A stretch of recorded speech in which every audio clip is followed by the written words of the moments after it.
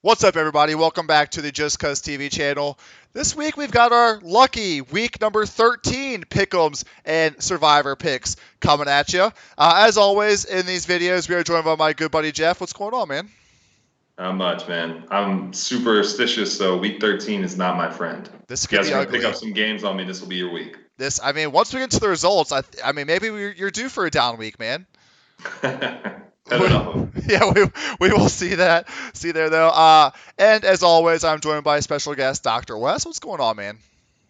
How's it going, my third cousin Anthony? Yes, we're not specifying genders anymore. Gender I didn't want to assume anything. Yeah. Cousin. Yeah, you don't want to. For family, you can't ask questions like that. Right. Well, guys, if you're ready, unlucky week 13. We just got done with like Black Friday and all this good stuff. You ready to hop into the results and see who took away the dub? You know I am. Oh, I know Jeff is. Would you look at that? From out of the darkness and into the light. Jeff, 12 out of 16 games correct last week. A channel record time with Dr. West from week 2. What a week, man. Congratulations. Thanks. I mean, I feel like you guys did give me one on that, the Jets. Yeah. You guys both took the Jets. I went on an island with Miami. Thank you guys. I How appreciate about it. that? Imagine if we had picked Miami, Wes. I felt really good. I went 2-0 on Thanksgiving. My Dr. West lock of the week, the Washington plus whatever, obviously that won. And I was feeling good, and then Sunday came, and it was like all these games decided by field goals, whether or not they missed it or made it. It screwed me. So I was on the wrong side of the coin flips this week. Last week, this week, it's going to be turned around. Yeah, so I have a story for you guys, actually, while you're looking at these results. So there once was this guy, right? Couldn't figure it out, man. Couldn't put it all together. I don't know what was going on. Been here since the beginning, but just like Jeff, out of the darkness and into the light, Civilian Jimmy defeated Dr. Wes in week 12. Congratulations, Civilian Jimmy. Let's go. He did it. Been here since the beginning. Appreciate the support, man. Dr. West is going to hook you up with that. What was it, man? It was a plethora of cards, I feel like, this past week. Well, I kept building him up each week. So he's got the Justin Herbert rookie coming. He's got the Christian McCaffrey card, and then he's got a Cam Akers rookie coming. And for his son, Harrison, I'm going to throw in some Pokemon cards. So it'll be good. There we go. Awesome. Congratulations, Civilian Jimmy. You are still eligible to win this week, too. Dr. West, do we have a giveaway this week as well? We do. So what are we thinking? I want you guys to pick a team for me. Screw it. I'll just do this one. This is a Lamar Jackson got game mosaic. It's all refractory. It's pretty tight looking. Mosaic. Lamar Jackson.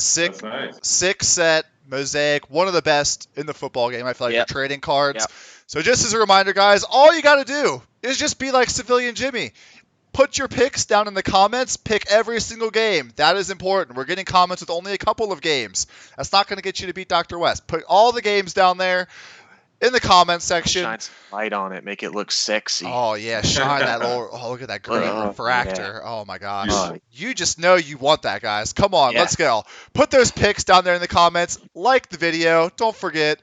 Please consider hitting that subscribe button as well. It really does mean a lot. We've got giveaways on all other videos, too. Check those out. They're all uploaded. Love the support so far this year. Over the past 3 weeks, guys, we've doubled our subscriber count, so that's pretty damn cool, I will say. So appreciate it so far, guys. We are in week 13. Are you guys ready to go? Absolutely. Let's get into it. No Thursday games this week because of there was a game today. This is Wednesday. And as a reminder, all of our odds and lines are brought to you by DK Sportsbook. They are obviously subject to change as the week goes on. Today is Wednesday. These games take place on Sunday. Things will change, of course. And as a reminder, all of our picks are straight up. We do not make spread picks. We analyze the spreads, but we do not actually make spread picks. Week 13, this is going to be a weird week. Carolina and Tampa Bay are weirdly on a bye. We're going to kick it off with our hometown Cincinnati Bengals. They are 2-8-1, traveling to the 7-4 Miami Dolphins. Miami, 11.5 home favorite here over the Burrow-less Cincinnati Bengals with an over-under very low at 42 points. The post-Joe Burrow injury Cincinnati slide continued last week, guys, with a 19-17 home loss to the Giants. They now appear locked in for at least a top 3 overall pick in the draft next year, while Miami's hot season continued with a 20-3 thumping of the winless Jets last week, and they actually hold on to the 6th seed in the AFC playoffs. Jeff, we'll kick it off with you like we always do. The Bengals, they are winless on the road this year. Can they pick up their first win on the road in Miami? Absolutely not. There is no way. I mean, I'm not sure who they're going to start at quarterback. Brandon Allen certainly didn't fare any better than Ryan Finley. Regardless, they just are outclassed in every way, shape, or form on both sides of the ball right now by the Dolphins. I mean, they do have some good receivers, but who's throwing them the ball? Brandon Allen looked awful. They're getting some help back on the line, but it's just not going to be enough. 11.5, maybe they cover. But if we're just picking straight up, Miami wins this, definitely. Yeah. Dr. Wes, you took the Bengals last week. You going to take them again this week? Well, you can't fix stupid sometimes. I will not take the Bengals this week. I will take the Dolphins. I think they're the better overall team. Their defense is quite good, which I've been kind of preaching all year. And then, I got stupid last week and picked against them. I don't know why. Like last week, I went against the things that have been doing well for me all year. All year, I've been picking the Dolphins, and I've been picking against the Bengals, and it's worked out. And then last week, I switched it up, and look what happened. Mm-hmm. So I'm going to take the Dolphins, but I will say I really love the Bengals plus 11.5. That seems like a large spread. You're going through multiple key numbers. The Bengals against the spread are actually quite good because they have these big number spreads against them and nobody wants to bet them, but they seem to backdoor their way into covers a lot.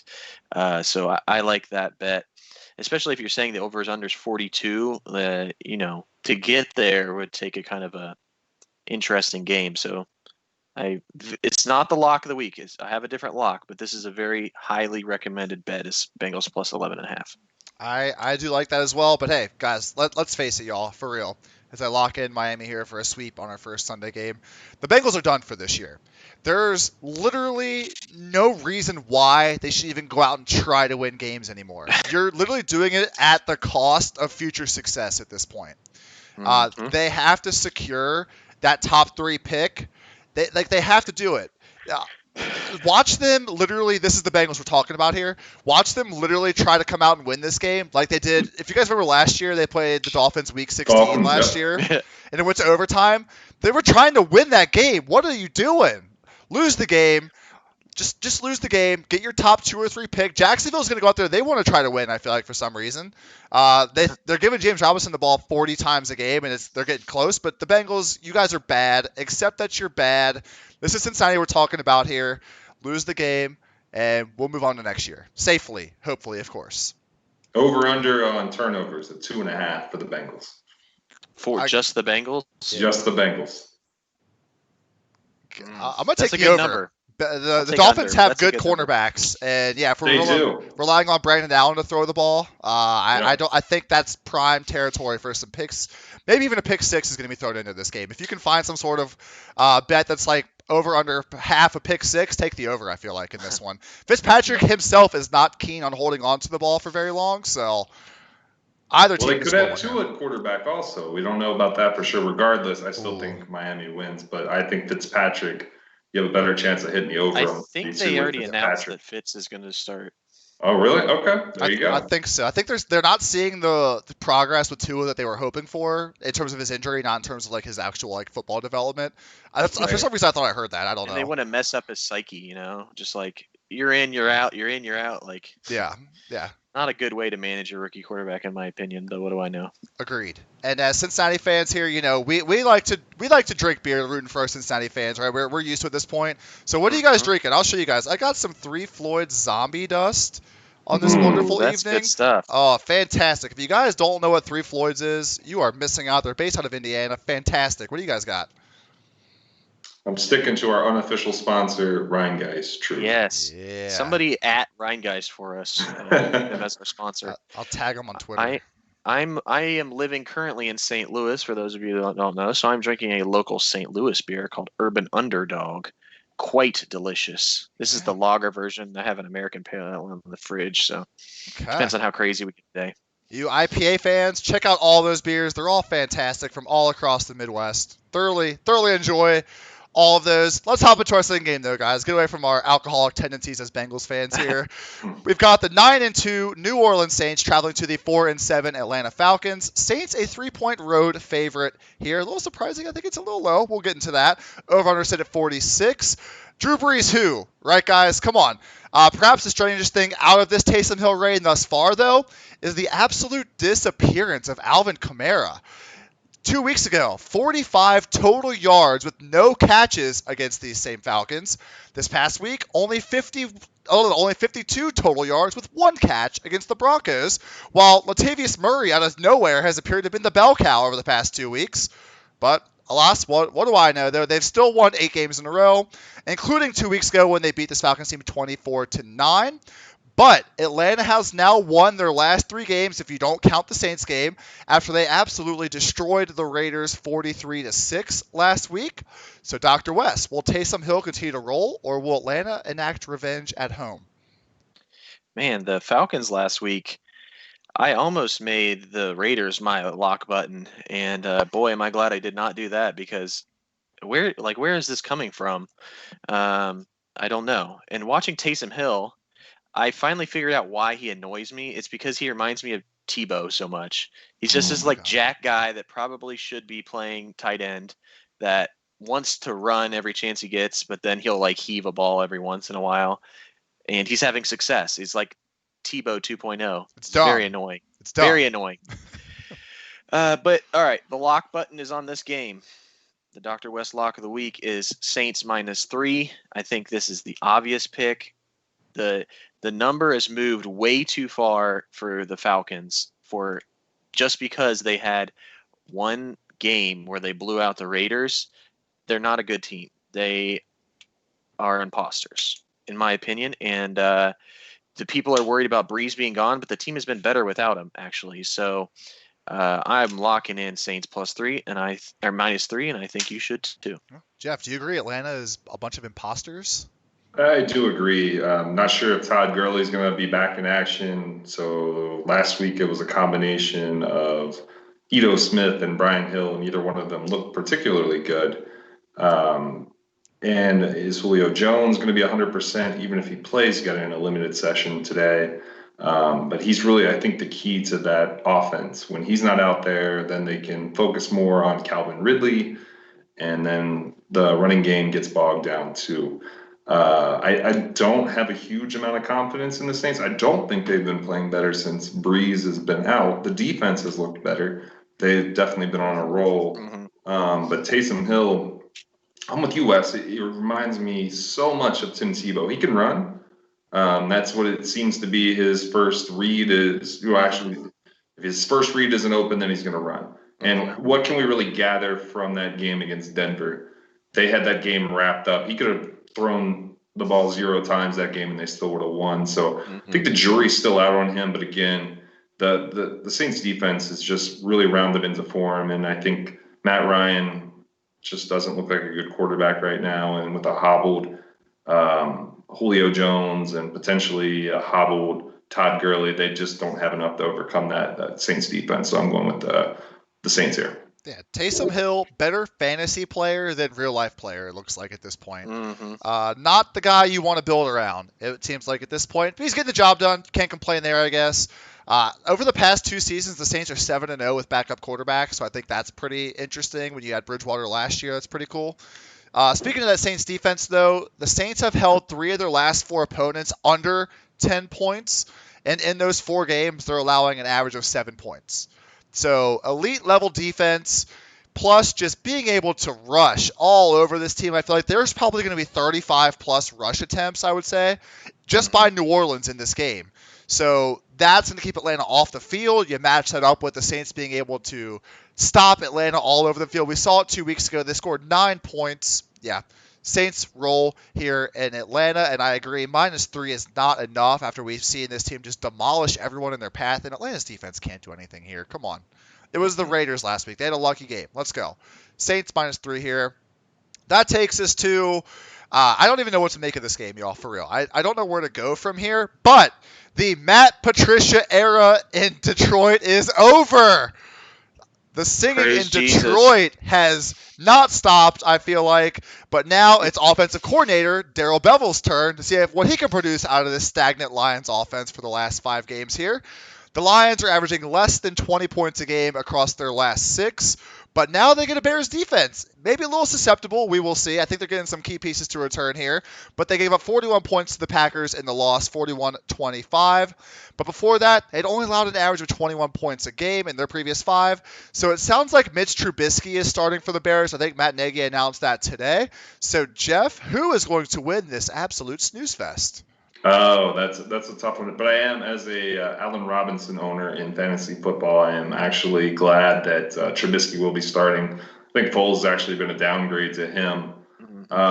David Montgomery looked a lot better last week. Maybe that was just because they were going up against a porous defense. But the Lions look listless. I mean, maybe they get a little bit of a spark from going to Darrell Bevell.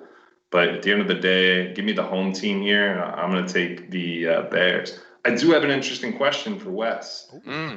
I've heard on the rumor mill that the Lions might make a full court press for Ryan Day from Ohio State to potentially come in and take over this Detroit Lions franchise. What would you think?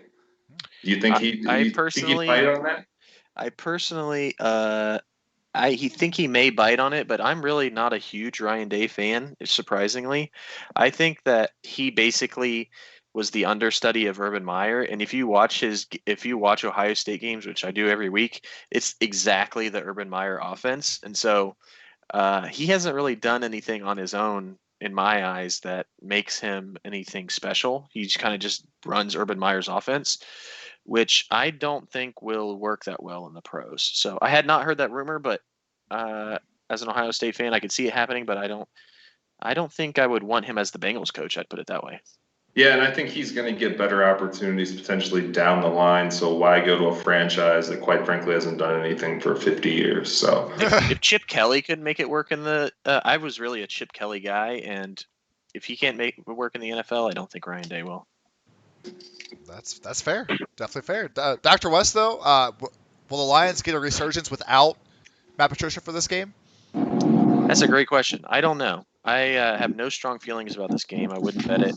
I have been picking against the Lions every week, and it's worked out 7 out of 11 times. But I don't know. I think I'll take the Lions, not strongly, but I like teams that you kind of have the resurgence of having their coach fired. All right. Well, guys, for me, though, Chicago they're a favorite for the first time in what seems like 7 or 8 weeks here. And I think it's finally the right call. I think this is the team they should be favored against now that they're transitioning coaches. Chicago is at home here. The defense is much better than anything the Lions can throw out there. I don't know if I've picked the Bears at all this year. I'm picking them here.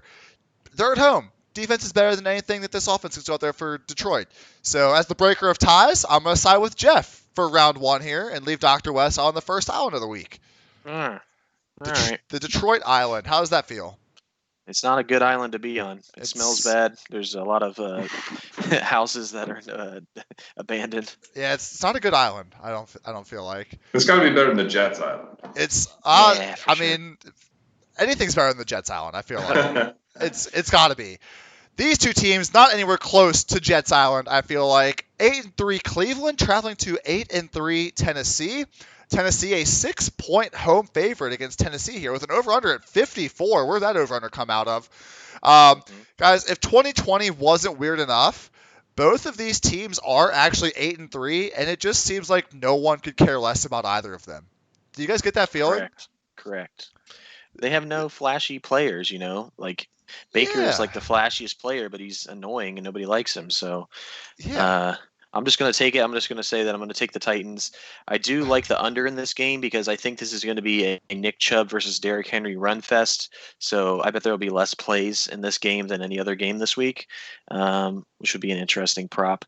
So I'll take the under. I'll take the Titans to beat the Browns, who I think are a team that they're beating up on bad teams, but I don't think they're as good as their record indicates. Man, Tennessee getting to 9-3. Jeff, who you taking?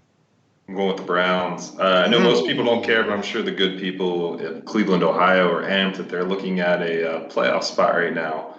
Yeah, you're right. They didn't really look that great last week. I still think Baker's not a good quarterback, but as the weather gets colder, the tandem that they have at running back with Kareem Hunt and Nick Chubb are going to be the difference maker here. I think that their defense has a stronger chance of holding Derrick Henry in check and keeping Ryan Tannehill under wraps so that he can't use his talent receivers like A.J. Brown and Corey Davis. I just think the momentum here is with Cleveland. Interesting over-under for you guys again, too.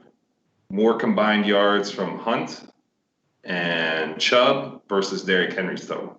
Oh, my goodness. I know the answer, but Anthony, you can go first if you want. Hunt and Chubb. I totally agree. Titans defense is really not that good. Yeah, also the reason why I say Hunt and Chubb is because, actually Denzel Ward is out for this game.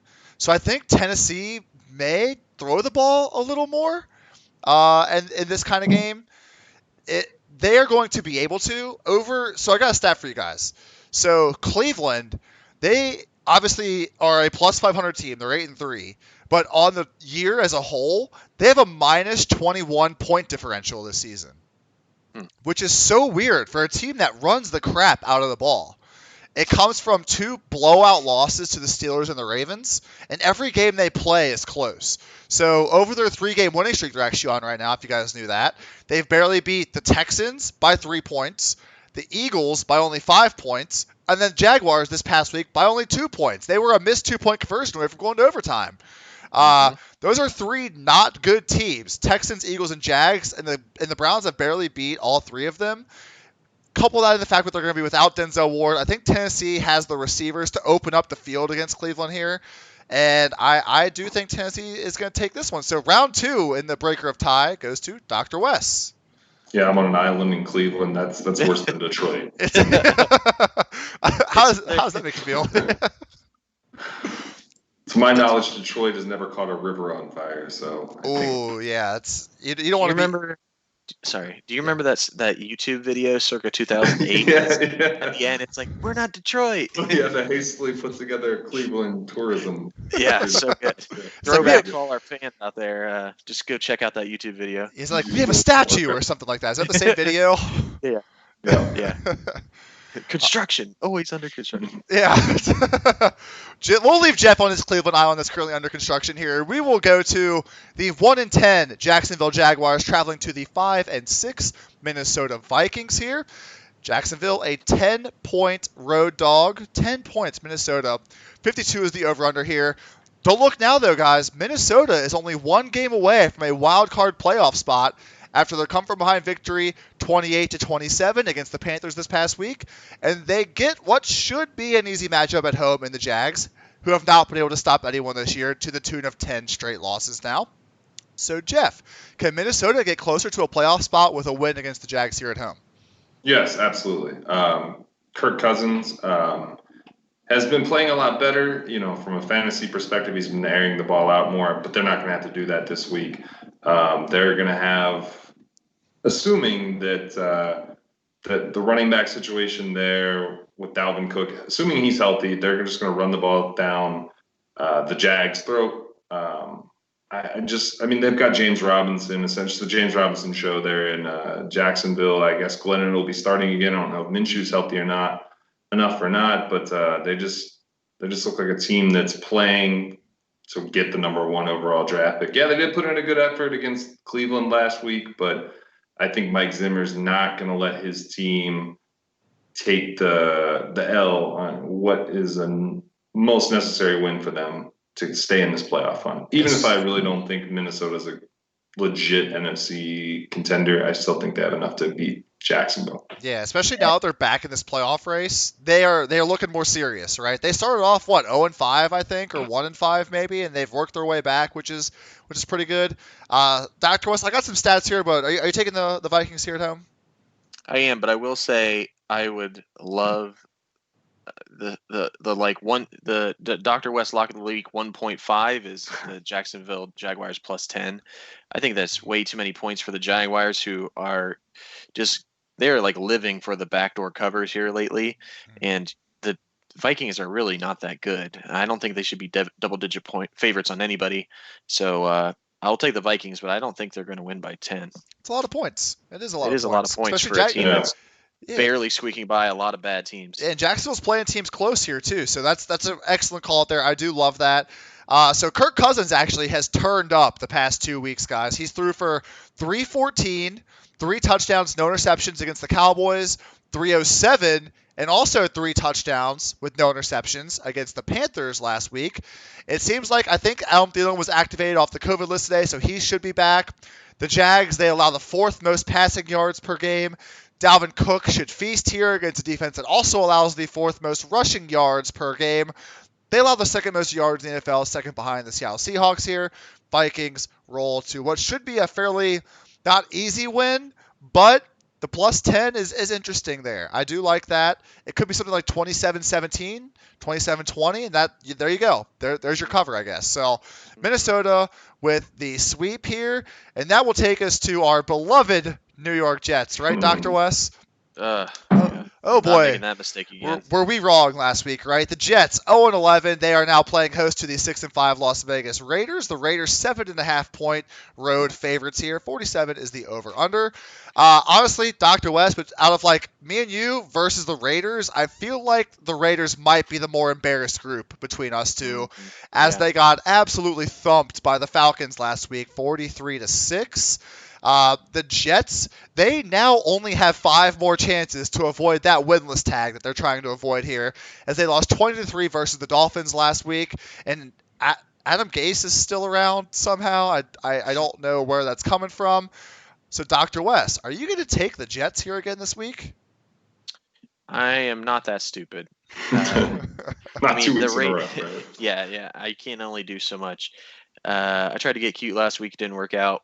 This week, I think the Raiders are going to come back and be like a fire under their ass because they looked so bad last week. A lot of people saw that game. So give me the Raiders, and I think that they will cover that 7.5. Okay, Jeff, do you want to dabble with a Jets pick here? Absolutely not. There's no way I'm touching the Jets the rest of the season. Yeah, but it's strange that they played so poorly, the Raiders did against Atlanta. Who would you guys rather have long term, Derek Carr or Sam Darnold? Still think Derek Carr if there's a gun to my head. I'll just take the gun to my head and just end it. So wait, you're telling me I have Derek Carr or Sam Darnold? Yeah. I mean, I think that at least Sam Darnold's got some more of a potential that hasn't been tapped. I mean, look at Tannehill, how he's performed since he got away from Adam Gase. Robbie Anderson, you take a player away from Adam Gase, and for the most part, they seem to perform a lot better. I think we know what Derek Carr is, and that's essentially maybe Andy Dalton-esque level quarterback, where he's going to have some good games, and he's going to have some games like last week. But, I mean, not that Sam Darnold's a proven commodity. I just think he's a casualty of playing for the New York Jets. And it wouldn't surprise me once he eventually, because let's be honest, they're going to get Trevor Lawrence or Justin Fields, and then he's going to get traded somewhere. And it wouldn't surprise me if he has a good career after he leaves the Jets. So, guys, I'm just going to go ahead and throw my pick up here because I'm stupid. Oh, God. Oh, my God. Here's why. I'm a glutton for punishment, all right? I love it. Drinking a lot more than we initially anticipated. Yeah, let's not go there, all right? Let's just focus on the task at hand here, shall we? So, this is coming from the fact that I looked at the Jets' remaining schedule, right? While the Jets are no Falcons, let's be honest, they're a lot worse. I have to back up my pick from last week because down the stretch, the Jets have Seahawks, Rams, Browns, and Patriots as their last 4. Okay? So this is going to be their absolute last chance to win, I feel like. This is it. This is their Super Bowl. This is it. I think they see their upcoming schedule. Their next two is Seattle and the Rams. Like, this is it. They're going to put every ounce of effort, despite Adam Gase. He could get fired at halftime, and honestly, he should.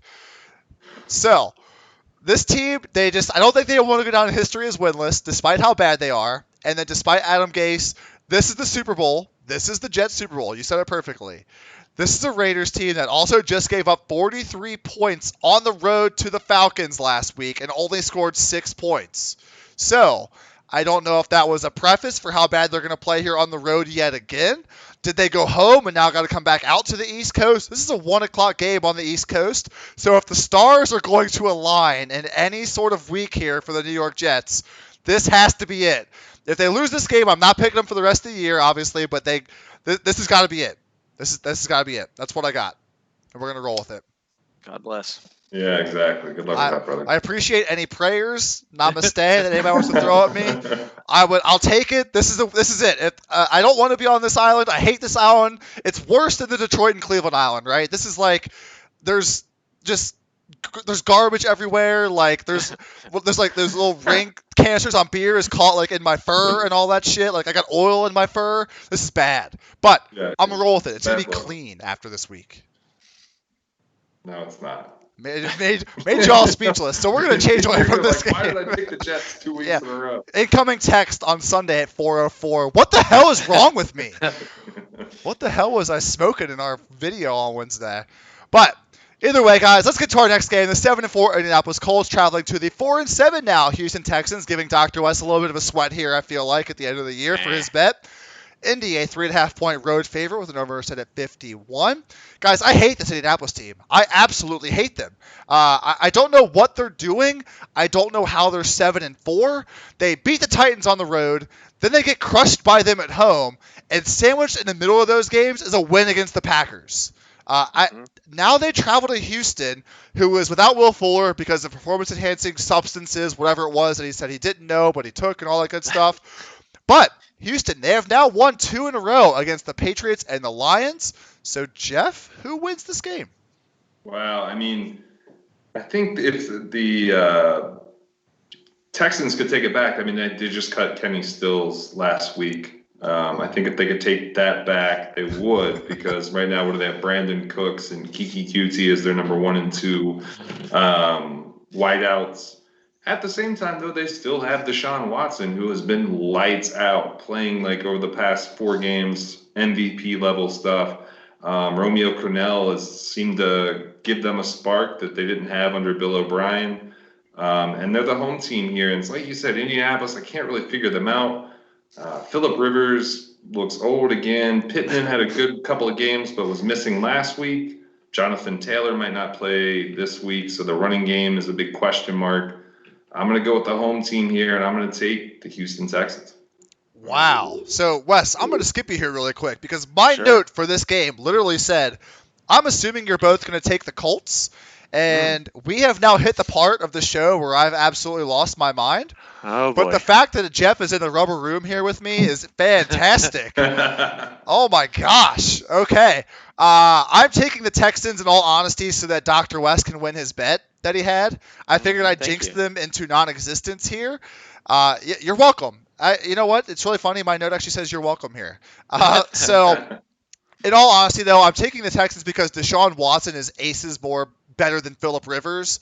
Yeah. I don't know how Indy is 7-4. They have a good defense, but it just got absolutely ran on by the Titans last week. So there's my level of analysis. I don't like the Colts. The Texans were my preseason pick in the AFC South, so I'm going to take the Texans here. Dr. West, clean us up here. Yeah, I don't feel good about it because the Colts are so random. It's literally like just roll a dice and figure out like what. Don't try to put logic into what games they're going to win. But I think they're the better team here. Houston is missing all of their weapons, so I will gladly be on the Indy Island by myself. Indy Island is a lot better surroundings than Detroit, Cleveland, and the Jets. I will You're say. Absolutely right. Pretty good island to be on as a favorite. More or less. So, Jeff, I'm honestly surprised you took the Texans here. I didn't see that one coming.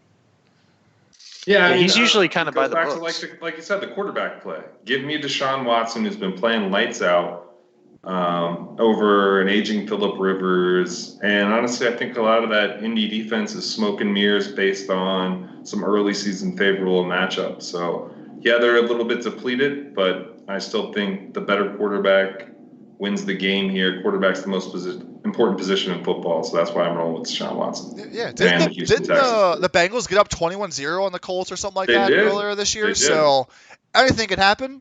We'll leave Wes on his Colts island, and let's go ahead and move forward to our 4 p.m. games here. We've got the 7-4 Rams traveling to the 6-5 now, my Arizona Cardinals this year. Rams a road favorite here, a 3-point road favorite with an over-under set at 48.5. Guys, every single game in the NFC West so far this year has been very, very important. Obviously, we've seen the record for all these teams, but now there is no game I feel like more important to the fate of the NFC West than this game. The Rams, they are coming off a 23-20 loss to the second-string San Francisco 49ers, while the Cardinals have now lost 2 in a row to the Seahawks and the Patriots. But they come back home where they are 3-2 so far this year. So Dr. West, with both teams coming off losses, who can right the ship? I should have trusted my gut last week when I said, I thought that maybe the 49ers would beat the Rams. I just had this sneaking suspicion that was what was going to happen. And I didn't trust my gut. And I now have this sneaking suspicion that the Cardinals are going to win this game. I don't feel good about it because I watched every snap of that Patriots Cardinals game, and they look like doo-doo. But I think that this is a good bounce back spot for them. I think Kyler is just, I don't know. I don't know. I don't have a good reason for it, but my gut is telling me that the Cardinals are going to win. Okay. Jeff, you going to agree with Dr. West on this one? Absolutely not. Kyler Murray does not look the same. You could tell that he is not the same player prior to that shoulder injury just by the way he lined up when they're inside the red zone. Normally, they're inside the 5-yard line. He's going to take off and run the ball. They fed the running back twice inside the 5-yard line, and eventually Drake got in, but that was typical Kyler Murray end zone run. Yep, out to the outside, get to the edge. Yeah, exactly. Yeah.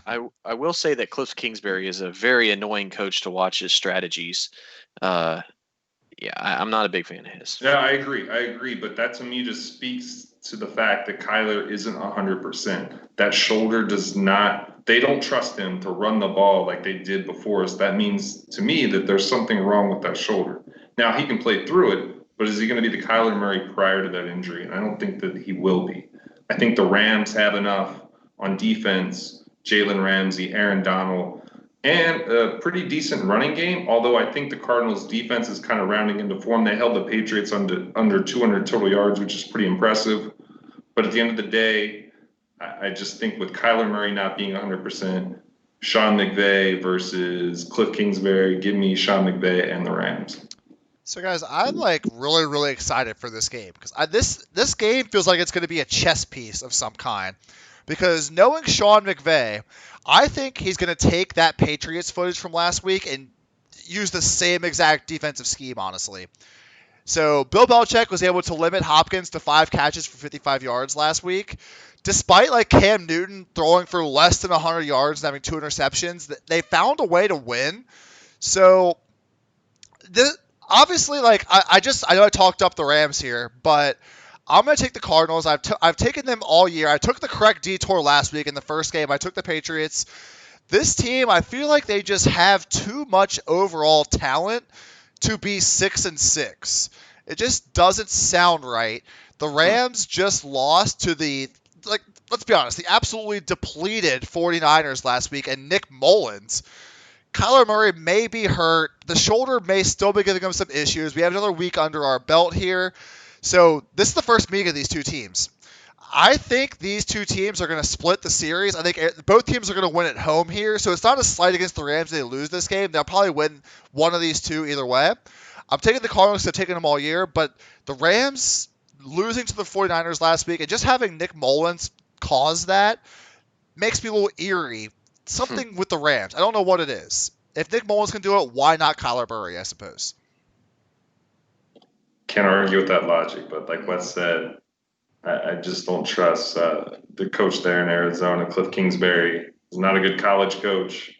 He's got a really cool house. We saw that in the draft. But other than that, like I don't think that was McVay that had the cool house. No, it was Kingsbury. Well, he had the big window wall with a pool he behind had the it. big window wall with a fire That was McVay, wasn't it? Mm-mm. Oh, It was Kingsbury. I mean, I'm sure he has a really nice house too. Yeah.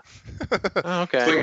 Kingsbury was like, it was March or April, whenever the draft was. He's in Phoenix. He's Just got this flexing. big window wall, fire pit. I'm like, His dude, little laptop in front of him, that's all he had. No Yeah. books or Yeah. anything about the draft. He just had a laptop and he was just Right. chilling with I his think drink. like he's got an image like he wants to look cool and he's got that going for him. But as a strategist, I don't think he's got that going for him. Yeah, you know what's not cool, Cliff Kingsbury? Losing. Don't do it. Kicking field goals from the 3. Yeah, go for it. You're supposed to be this spread offense guy. Air Get it raid. out there. Let's go. Yeah, come on. Get your head out of your ass and beat the Rams. Come on. That will take us to the 4-7 New York Giants traveling to the 8-3 Seattle Seahawks here. Seattle 10-point home favorite here with an over-under set at 48. Don't look now though, guys. The Giants have won 3 in a row to take the lead in the absolutely pathetic NFC East.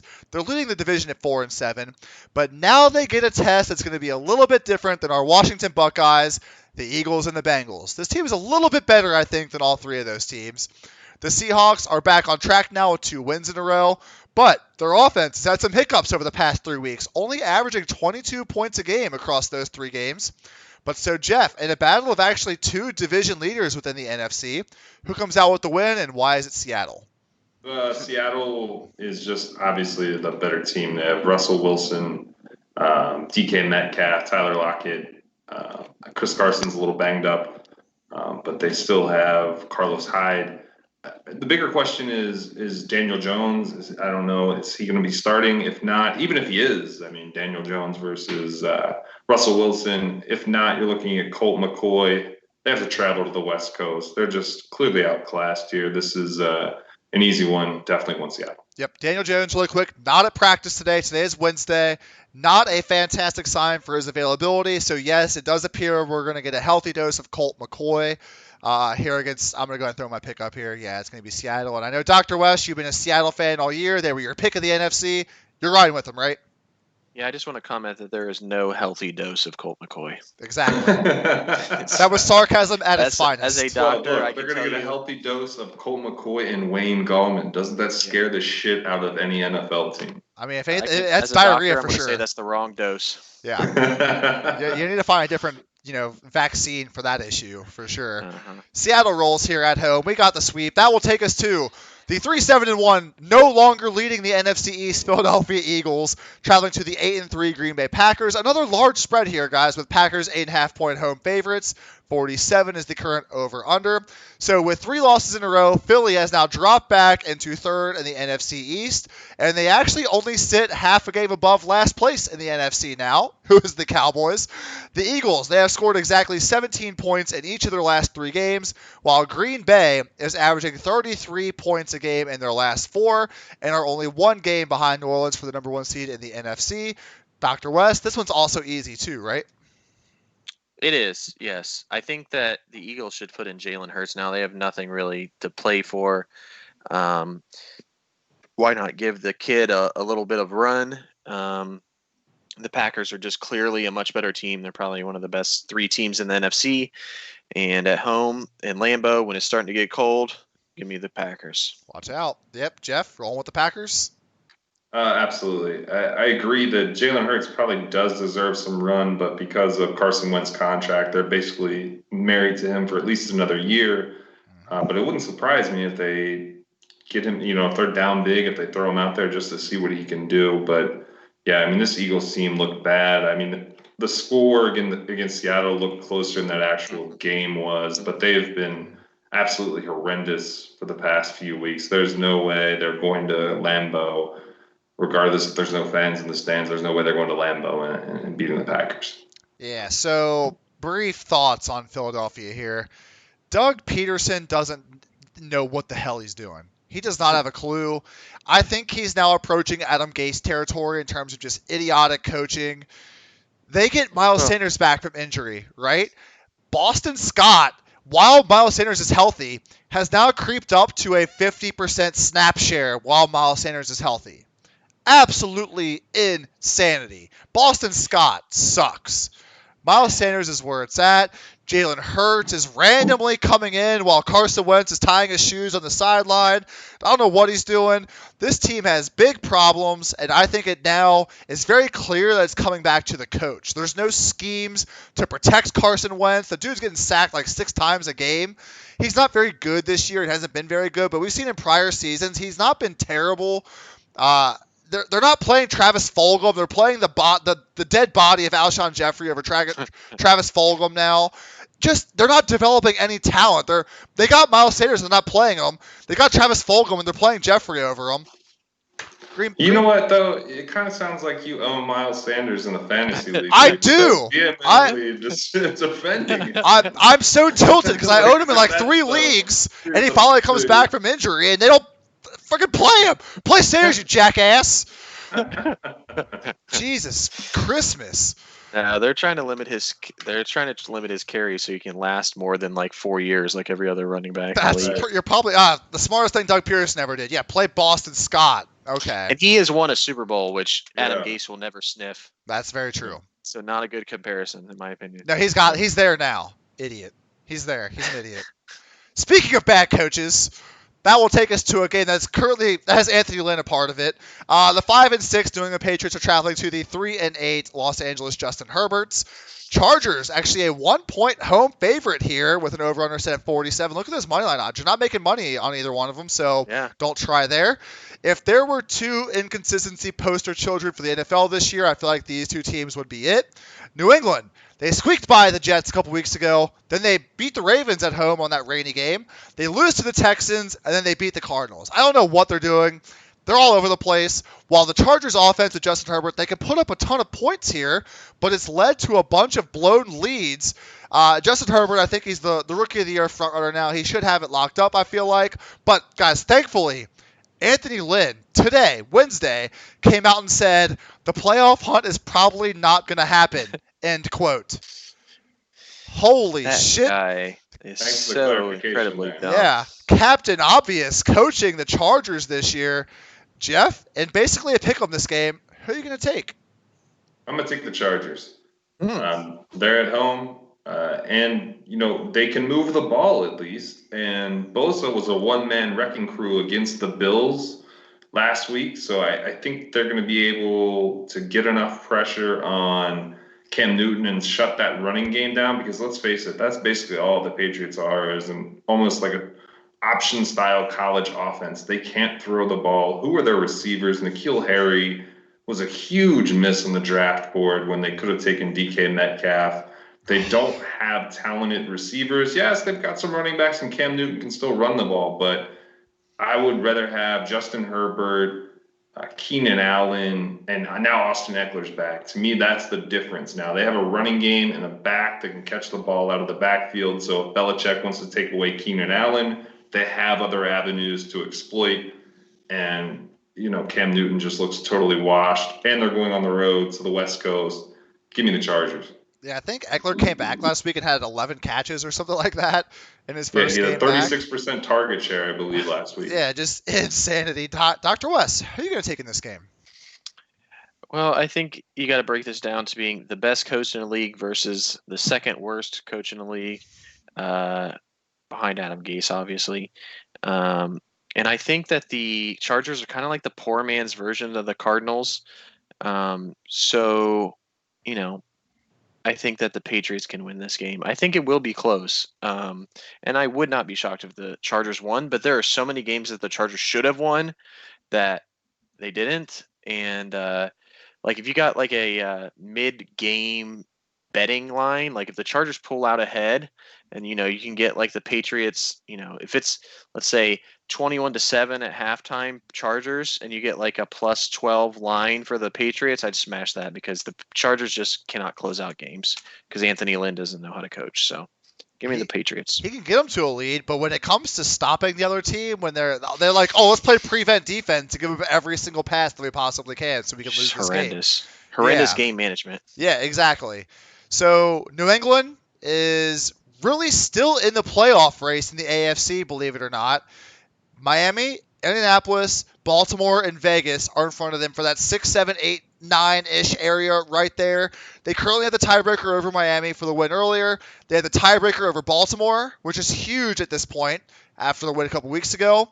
This is a must-win game for New England. Anthony Lynn has literally said today they're packing it in. They're not going to make a playoff run. That's confidence that you want for your team right there. When your coach comes out and says, we're not going to make a playoff run this year, basically shits in the face of all of his players he has on his team. Bill Belichick would never say that. Give me Bill Belichick over Anthony Lynn. That's what this game is about right here. Let's go. Yeah, but you just said it was Captain Obvious to say that they weren't going to make a playoff run. So now you're saying he shouldn't have said it? Like, they all knew it. Yeah, he shouldn't have said that. That's shouldn't have horrible. said it. So now he's saying, don't bother, guys. Yeah. I mean, honestly, Belichick's heads and shoulders. I mean, he's the GOAT coach, but I just that team's ugly. They're getting by on reputation. I think going back, I think the Chargers knew it was pretty obvious. But when you have a coach that comes out to the media and is like, "Yeah, we're not going to make the playoffs this year. We're kind of out of it." Like that's just like you're supposed to be like motivational. And as like a former basketball coach, I wasn't like if we were down by like 4 points at halftime, I would be like, "Well, we suck. We should probably not play the second half. Yeah, let's just go home." Yeah, but 4 points at halftime and being 3-8 in the AFC West is. Oh man, you know what I'm talking about. Okay. Taylor came out to the Bengals today and like had a press conference of like, I don't know, we may still make the playoffs. Everyone would laugh at him. See, that's what you want in your coach, though, is some sort of leadership. Hey, we're 1-14, but hey, we're still going to make the playoffs, right? I'll take that. That's some Pollyanna bullshit. You want somebody that's actually realistic. These men are playing for a job in the NFL. There's only 53 guaranteed roster spots for 32 teams. They don't need the motivation of the playoffs. They realize they're not going to make it. They just want to know that they're going to get some good film and have a job next year. You know who's not going to have a job next year? Anthony Lynn. Maybe he can join us on the channel. Oh, hey, special guest Anthony Lynn. Why are you a horrible coach? We can ask some questions like that. What happened? That will now take us to, we'll get away from Anthony Lynn. The guy's an idiot. We'll get to the 4-7 Denver Broncos traveling to the now 10-1 Kansas City Chiefs. Kansas City, a 2-touchdown home favorite here against the potentially quarterbackless Denver Broncos. Over-under set at 50.5. If you guys want to know how well this Kansas City offense has been this year, so in terms of total receiving yards, they currently have the second most in Tyreek Hill with 1,021, and the third most with Travis Kelce with 978 league leaders, while Patrick Mahomes is obviously leading the league in passing yards with almost 3,500 with 5 games still to play. Denver has now lost 3 out of 4 after their quarterbackless showing against the Saints last week, but they are hopeful to get back Drew Lock this week. I think he's possible to return for the Sunday night matchup. Dr. West, will Kansas City keep rolling, or will Denver's little mini-bye they had last week be beneficial to them for this game? I think the obvious answer is the Chiefs. I need to do another brief soliloquy. Listen, NFL is completely screwing up this COVID situation. The way that they handled the Broncos is so dirty, what they did to them. You know, they've been bending over backwards for other teams to make it work for them when they have people out because of COVID. Just look at the Ravens. How many times they've moved back their game multiple times for COVID-related things. But the Broncos didn't have a single quarterback, not a single one. They asked if they could use their assistant coach to be an NFL quarterback for one game, and NFL said, "Nope, sorry, tough titties. We're not moving back your game. You don't get the assistant coach. Nothing." Like they could have given them a bye. They could have done something like they've been doing for other teams, and they just completely just told them to suck it, and that's just wrong. Yeah, I totally agree. That was crap. Let the coach play as quarterback. Who the hell cares? Yeah, right. Like, come on. You're going to give Pittsburgh and Baltimore a Wednesday afternoon game? You can let a coach play quarterback for the Broncos. Who throw someone out there? Who the hell cares? Jeff, are you taking the Chiefs here too? Yeah, I mean, I totally agree. Like, why couldn't this game have been moved to Tuesday or Wednesday or whenever? I mean, I understand that. Was it Driscoll was the quarterback that actually tested positive, and the other quarterbacks were around him without a mask? I know Drew Lock put out a statement apologizing for being careless, but to me, why are they making accommodations for the Ravens, who also violated COVID protocols to put themselves in that situation. They had a coach that was symptomatic, that didn't report the symptoms, that then spread it like wildfire amongst the team, and they kept delaying that game, but they gave no grace to the Broncos. It's just an absolute joke. I guess they figured Denver's out of it, so what's the point of delaying the game? But just an absolute travesty for anyone that watched that game. It wasn't football. It wasn't even MAC level football. I mean, it was a joke. But regardless of that, Drew Lock, Blake Bortles, Jeff Driscoll, Pat Mahomes, Travis Kelce, Tyreek Hill. It's just a mismatch. It's clearly going to be Kansas City big. So, Jeff, it's going to be Kansas City, but it may not be as big as you think it is. So, Kansas City, they've won 6 in a row, albeit with their past 3 games only being a 2-point win to the Panthers, a 4-point win to the Raiders, and a 3-point win to the Bucks. All very, very close games. Panthers and Raiders defenses I don't think are quite as good as Denver's. So plus 13.5 with getting Drew Lock back could be a little too many points here, I feel like. Although Kansas City, when they played the Broncos earlier this year, they won 43-16. So what the hell do I know? Chiefs win. Take your 9-10 money line. Put your $910 down to win 100 here. But Kansas City should roll here. But it may be closer than everyone thinks it is. I will say that much. You never know, though. Yeah, I think the Chiefs are playing possum right now. They're ready to pounce on the playoffs. I think they want that 1 seed from the Steelers, which I don't think they play each other this season. So they're gonna have to hope for a Steelers trip up. Maybe it'll be this game though. The Monday afternoon game. We've got the Washington Buckeyes traveling to the Pittsburgh Steelers after they're fresh off their win against the Ravens this afternoon. Just like the Giants now, though, guys, don't look, but the Washington Buckeyes have won 2 in a row over the Bengals and the Cowboys. Absolutely crushing the Cowboys on Thanksgiving, 41-16 behind 3 Antonio Gibson touchdowns. Pittsburgh, like I just mentioned, fresh off their 19-14 win against the Ravens today, have just about locked up the AFC North with the Browns 3 games back, and Pittsburgh currently holding the tiebreaker in that series. So, and yet another defensive matchup here. Jeff, can Pittsburgh make it 12 in a row, or will Washington actually stay hot here? I think Washington may keep it close for a little bit, but Pittsburgh is, to me, the second best team in the AFC. If Washington had a better quarterback situation, potentially, I think they could pull off the upset here, but they don't have a quarterback on the roster right now that's going to do enough to overcome what Pittsburgh brings to the table. So despite the fact that Washington has a competent and pretty good defense, front seven's pretty stout. They've got a pretty decent secondary. Terry McLaurin's a beast. Alex Smith's their quarterback, and I know our boy Dr. West is a big fan of Haskins, but he's just not a good quarterback at all. So with all that being said, you've got Roethlisberger, the Steelers at home, even though it's a short week, and I think that's the only advantage that Washington really has, is they haven't played since Thanksgiving. Pittsburgh just played today. They may keep it close. Obviously, we don't have a line on the game, but I think at the end of the day, as much as it pains me to pick the Steelers, I'm going with the Steelers. Yeah, you took my transition to Dr. West here. So, Dr. West, are you offended that Jeff said there was no quarterback on this roster? Yes, I am a little bit offended.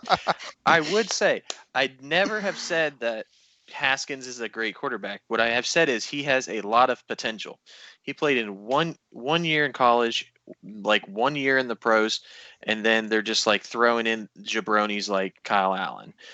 So potential, he has very high potential. If you're going to tell me Sam Darnold can go to a different team and be good, and you're going to say Dwayne Haskins is trash, I think you're crazy.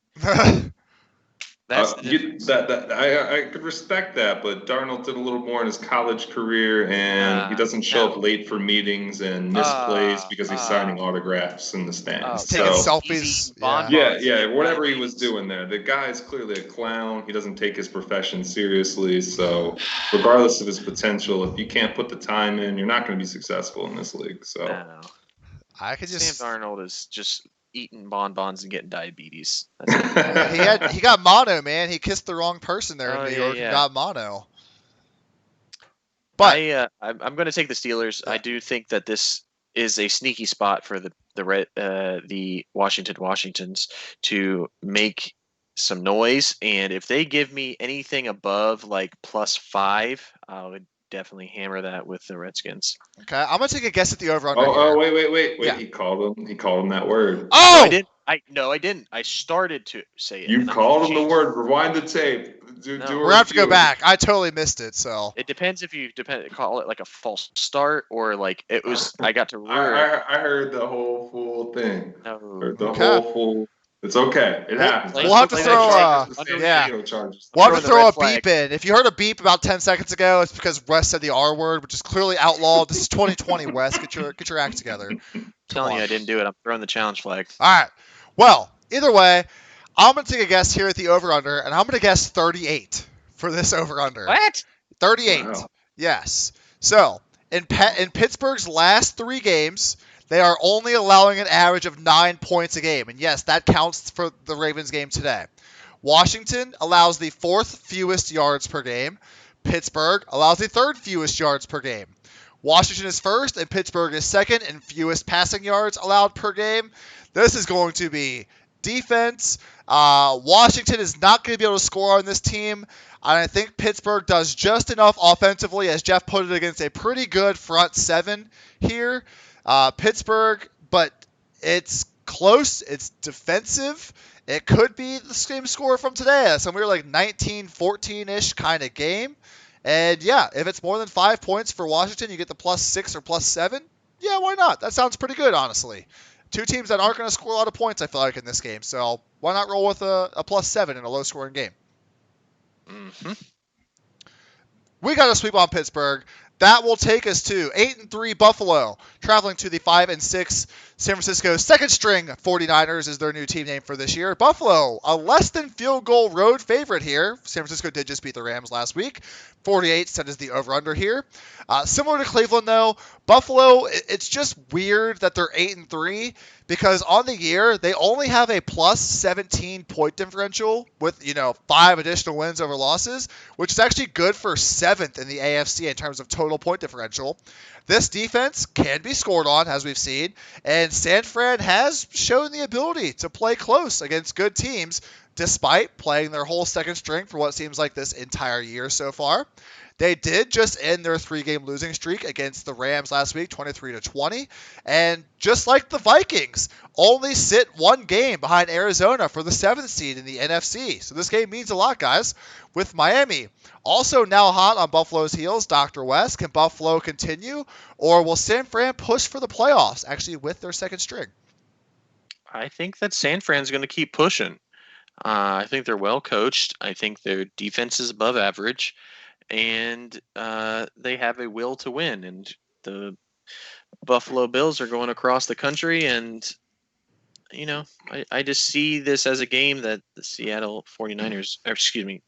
49ers can win. Is this a trap game? It is definitely a trap game. It's a trap. Jeff, are you sided with Dr. West taking the 49ers? I am actually. Despite the fact that I'm a huge Josh Allen fan, have a poster of him in my room. It's not weird at all. Who doesn't? They have just not been the same, or he has not been the same since John Brown has gone out. He's been that deep threat that really takes the top off of a defense. So with him being out, they've got Cole Beasley that can kind of play in the slot, but it really hasn't seemed to open things up for Stephon Diggs. And I think the bigger issue is the offensive line. They're missing Cody Ford. I'm reading here today that he was placed on the injured reserve. So, and if you notice, again, going back to that Chargers game last week where Bosa lived in the backfield, that's the key. Put some pressure on Josh Allen, get in his face. He's lost his deep threat. That running game is still a mess. Oh, it's bad. And the fact they're going across the country does not give me confidence in the Buffalo Bills. Pains me to do it because I'm a big Josh Allen fan, but I'm definitely going with the 49ers here. I honestly did not expect you both to take the 49ers. I mean, I actually, before this, I had the Bills written down. I'm going to side with the Bills here.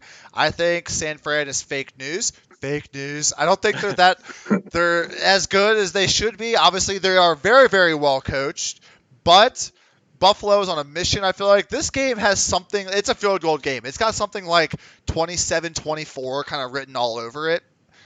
Again, not surprising at all if San Fran wins here. They just beat the Rams, who honestly have a much better defense than the Bills. And Jeff, you said it perfectly. There's no top off the defense here. San Fran can play condensed. There's going to be a lot of underneath stuff, probably to Cole Beasley. Can Diggs get through is going to be the question here without, Buffalo not having a run game and San Francisco arguably having one of the best running offenses in the NFL in terms of a whole. One of the best offensive running schemes. So, fun game here. Looking forward to it, honestly, on Monday night. Going to be interesting, though. For a Monday night game, it's going to be sloppy. Under 48. What do you guys think? I'm going under 48.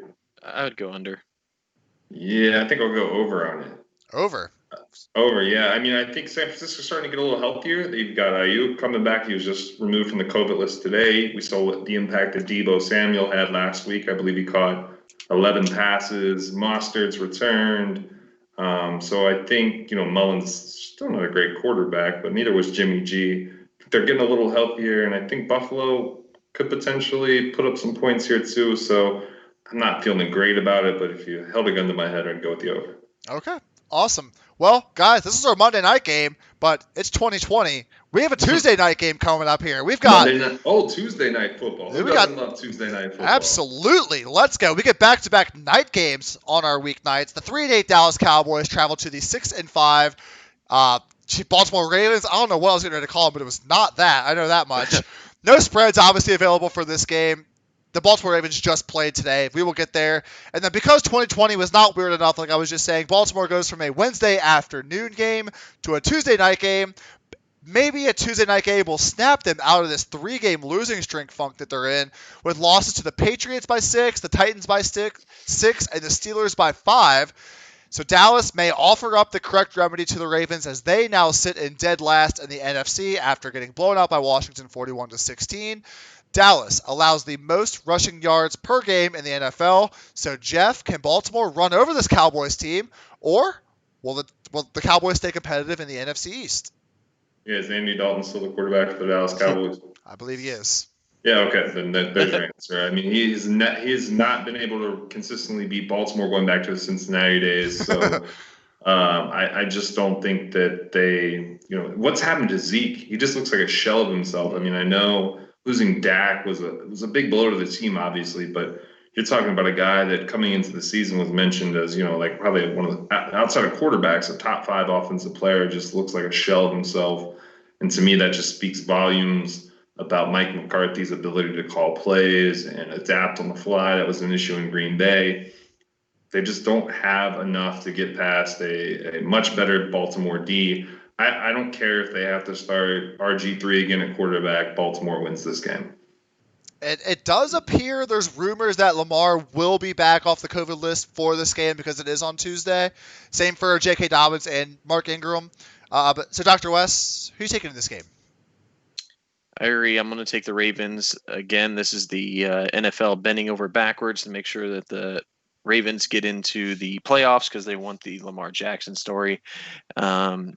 That's my conspiracy theory. I agree about Zeke. I'm an Ohio State guy, and I want him to succeed, but he just does not look good. He's fumbling without even being touched. I don't know if you saw that in the Washington's game, but he fumbled without ever, like, nobody actually touched him. Yeah.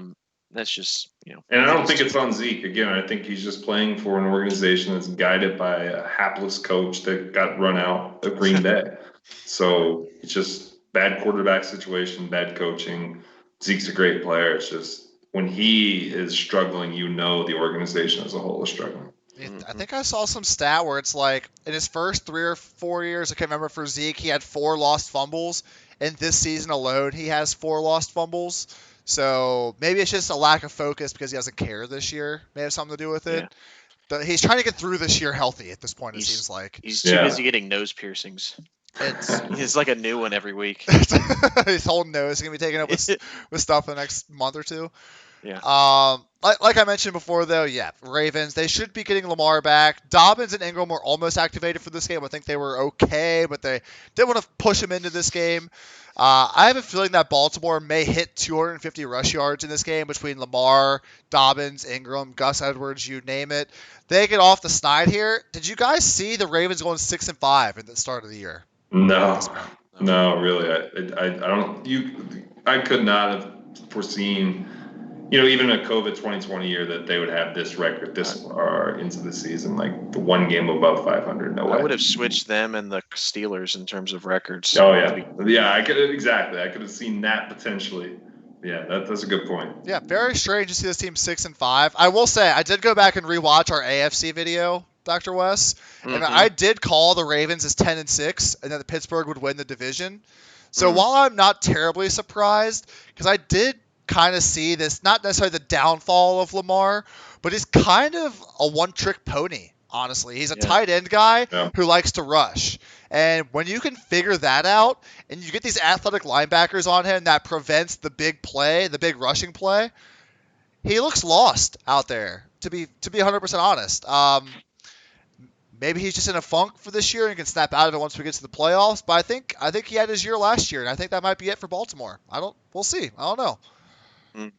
Yeah, I think just the NFL defenses adapt, and Greg Roman's playing style. He was the offensive coordinator in San Francisco when Colin Kaepernick was a successful quarterback. But defenses adapt. They know your strategy going into it, and they're going to take away your biggest talent, which is Lamar's ability to scramble and make him throw the ball. And so far, that's worked. Yep, totally agree. But we're going to take Baltimore here as part of the sweep, and we get to our survivor picks. Don't look now, guys. 6 in a row for yours truly over here. Hot dang. Going against my Jets pick was the smartest decision I ever made in my life with my survivor in Miami last week. So I'm actually going to go first here because I want to steal what I think is Dr. Wes's pick. I'm honestly surprised that you haven't picked this team so far this year. I already know you're going to do it. Yep, you know where I'm going. Seattle? We're going to Seattle. Yep, at home against the lowly New York Giants. When I was looking at this earlier, I know you don't like to match me, so the fact that you haven't had Seattle yet, I was like, okay, I'm locking them in here. This has got to be a thing. That was my pick, but I'm not going to do it now. All right. Let's go. Jeff, we'll give Wes time to scramble here. Who are you taking? I'm taking the Miami Dolphins. Miami Dolphins. Yeah, going up against the Bengals as much as, as big a Bengals fan as I am, I've watched enough Bengals football this year to know the Dolphins are definitely going to win this game. That seems smart. Attack the Bengals now with a horrible offense. Attack the Jets and attack the Jaguars. We all know this. Dr. Wes. Who you got? Yeah, I'm going to do the foolproof plan. If you would have just stuck with this plan all year, you'd still be alive in Survivor. That's pick against the Jets, so I'm going to take the Las Vegas Raiders. Taking the Raiders. God, could you imagine? Wouldn't that be amazing if you did a whole season of just picking against granted, they play their conference. I guess they played their division opponents twice, but you could almost get your entire Survivor year. Yeah, then you could flip to who's ever playing like Jacksonville potentially that week. Yeah, the Bengals now without Joe Burrow and any sort of attainable offensive goals. So, right. But yeah, okay. Seattle, Miami, and Las Vegas. Any final thoughts on this week, y'all? Unlucky week number 13. You ready? I would like to give a shout out to the Richmond Spiders and the Kansas Jayhawks for their ability to defeat the University of Kentucky Wildcats. So, good for them. So I have breaking news announcement. This will be Jeff's last episode of the NFL videos on the channel. Put your resume in the comments below. We will have interviews this week. Thanks for joining us, though, Jeff. It's been a really fun past couple of weeks. Really appreciate that. That will do it for this episode, guys. Really appreciate you watching our Week 13 picks and Survivor picks. If you enjoyed the videos, please consider hitting that like button. Please also consider subscribing. And as always, Dr. Wes, give him a challenge. He's going to throw the card up there. Leave your picks down in the comments. We will take any and all newcomers. Congratulations again to Civilian Jimmy. Finally broke through this past week. And I hope to see you guys in our Week 14 picks. See you later, everybody. Good night and good luck.